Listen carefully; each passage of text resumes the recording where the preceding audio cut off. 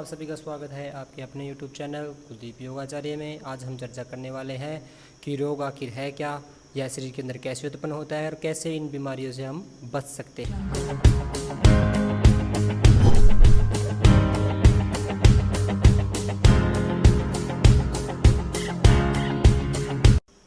योग का ही एक अंग है प्राकृतिक चिकित्सा। प्राकृतिक चिकित्सा के अंदर कहा गया है कि रोग मुख्य रूप से दो प्रकार के हैं। नंबर 1 जीर्ण रोग, नंबर 2 तीव्र रोग। जीर्ण रोग कौन से होते हैं दोस्तों? जीर्ण रोग वो होते हैं जो शरीर को जकड़ लेते हैं, पकड़ लेते हैं, शरीर के अंदर लंबे समय तक जो रोग बने रहते हैं उन्हें जीर्ण रोग कहा गया है। ये कौन से रोग होते हैं? जैसे आपका TB, cancer, sugar, high BP आदि रोग। और तीव्र रोग वे होते हैं जो शरीर के अंदर जल्दी से आते हैं और जल्दी ही समाप्त हो जाते हैं, जैसे खांसी, जुखाम, दस्त, पेट दर्द, सिर दर्द आदि। तीव्र रोग हमारे शत्रु नहीं हमारे मित्र होते हैं। जी हाँ, तीव्र रोग हमारे शत्रु नहीं मित्र होते हैं। दोस्तों ये बहुत जानने वाली बात है कि जो तीव्र रोग होते हैं, जो खांसी, जुखाम, दस्त वगैरह हमारे शरीर के अंदर उत्पन्न होते हैं, वे हमारे शत्रु नहीं होते, मित्र होते हैं। तो कैसे होते हैं इसको आइए हम समझते हैं। नॉर्मली हम सबको पता होता है कि जो खांसी है, जुखाम है, बुखार है, दस्त है, वो 2 से 3 दिन में स्वयं ही अपने आप ही ठीक हो जाता है। फिर भी हम डॉक्टर के पास जाकर के उन चीज़ के लिए गोली लेते हैं, दवा लेते हैं। दवा का मतलब होता है दबाना। वो रोग को ख़त्म नहीं करती है, उसकी जड़ का उसे पता ही नहीं होता है। रोग का अर्थ होता है दबाना, उसे वो ठीक नहीं करती है, उसे दबा देती है। और दबाने का अर्थ है कि वो बाद में फिर कभी उभार करेगी। आज उसे हमने दबाया तो बाद में वो फिर कभी ना कभी उभार करेगी किसी अन्य रोग के रूप में। अभी देखिए कि गर्मी का मौसम चल रहा है, जैसे ही सर्दी का मौसम आएगा तो सभी को खांसी जुकाम होना अनिवार्य है। और उस वक्त हम क्या करते हैं? डॉक्टर के पास दौड़ के जाते हैं और गोली दवाई ले लेते हैं और हम सोचते हैं कि हम ठीक हो चुके हैं। पर तो हमें ये नहीं पता होता कि हमने किसी अन्य रोग को बुलावा दे दिया है, न्योता दे दिया है। देखिए दोस्तों, जो खांसी जुकाम है वो कैसे हमारे मित्र है, जानिए। जब हमें जुकाम होता है तो उस वक्त क्या होता है कि जो पूरी गर्मी के मौसम में हमारे नाक के अंदर जो मल, विष, गंदगी जो जमी हुई होती है वो बाहर निकल जाती है। इसी प्रकार से हमारे जो गला है, इसके अंदर जो खांसी होती है हमें, तो उसके जो गले के अंदर जो मल, विष जमे हुए थे वो बाहर निकलने का कार्य होता है उस टाइम। तो हम क्या कर देते हैं कि डॉक्टर के पास जाकर के गोली ले लेते हैं और हम सोचते हैं कि ठीक हो गए। पर तो वो मल, विष बाहर निकलने से पहले ही हमने रोक दिया और वो हमारे शरीर के अंदर जमा रहता है, एकत्रित रहता है और वो विष किसी अन्य बीमारी के रूप में उभर के आता है। जैसे नाक से रिलेटेड ले लीजिए, नाक में जलन होगी, नाक में सूजन होना, नाक में फुंसी फोड़े होना, आँखों में जलन होना, आँखों से पानी आना, सिर दर्द होना, ये नाक से रिलेटेड है दोस्तों। उसी प्रकार गले, थायराइड हो गया, गला भराना आदि रोग। अब हम चर्चा करते हैं दस्त। दस्त क्या है? पूरे शरीर की सफाई की क्रिया दोस्तों। हमारा जो डाइजेशन सिस्टम होता है उसकी सफाई करता है। जो हमारी भोजन नाल है, जो मुख से लेकर गुदा द्वार तक है, इसकी लंबाई करीबन 22 फीट होती है। उदाहरण के लिए मैं आपको बता दूं कि जैसे हम कोई बाइक लेते हैं, कोई साधन, कोई कार वगैरह कोई गाड़ी हम लेकर के आते हैं तो उसके अंदर एक सलाइंसर होता है। तो सलाइंसर की जो जिससे हम धुआं छोड़ती है बाइक, जब हम उसे लेकर के आते हैं तो बिल्कुल साफ़ होती है।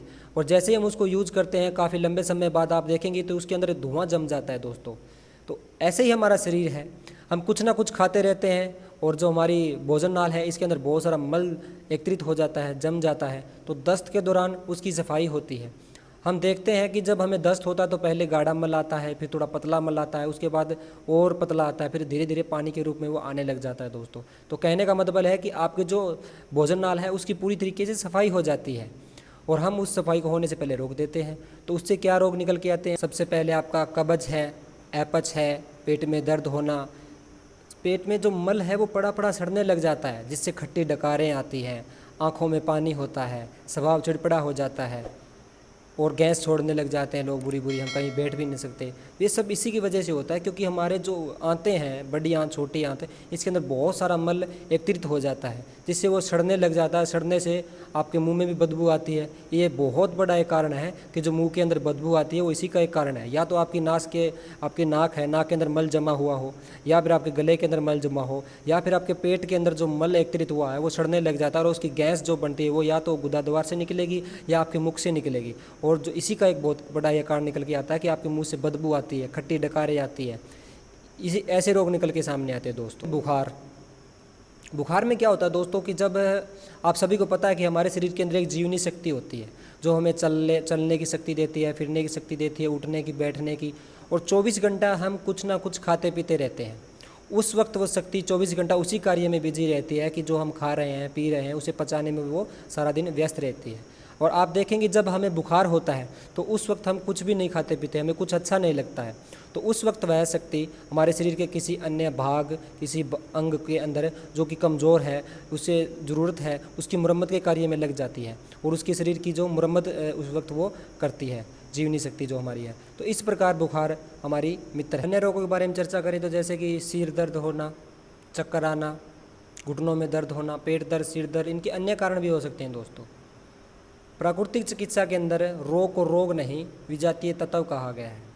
अब विजातीय तत्व कौन से होते हैं दोस्तों? जो हमारी जाति के नहीं है, हमारे शरीर की जाति के नहीं है, वो विजातीय तत्व होते हैं। जैसे कि आपका तम्बाकू है, बीड़ी है, सिगरेट है, पिज्ज़ा, बर्गर, हॉट डॉग, शराब, धूम्रपान आदि, ये हमारे शरीर की जाति की नहीं है दोस्तों। तो जब इन लोगों का हम सेवन करेंगे तो हमारे शरीर के अंदर ये रोग को उत्पन्न करते हैं और बहुत ही सूक्ष्म रूप में शरीर के अंदर विजातीय तत्व, विजातीय द्रव को एकत्रित करते जाते हैं और आगे चलकर किसी रोग के रूप में आपके सामने उभर के आते हैं। हमारे शरीर की जाति के कौन से हैं? जैसे कोई दूध है, दही है, फल है, सब्जी है, ये सभी हमारे शरीर के जाति के हैं। और हमारे खान पान से भी ये विजातीय तत्व उत्पन्न हो जाते हैं। कैसे? जैसे कि आपका दूध है, नॉर्मली दूध के बहुत सारे परहेज हैं दोस्तों, पर लोगों को पता ही नहीं है। संध्या काल को जब लोग भोजन करते हैं तो दूध के साथ में सब्जी लेते हैं, बल्कि सब्जी के साथ में दूध को नहीं खाया जा सकता, नहीं पिया जा सकता। इसका क्या कारण होता है दोस्तों? कि सब्जी के अंदर क्या होता है कि नमक, मिर्च होता है जो कि दूध का विरोधी होता है। कुछ लोग सलाद लेते हैं, खीरा है, प्याज है, टमाटर है, मूली है, इसके साथ दूध लेना वर्जित है, फिर भी लोग ले रहे हैं।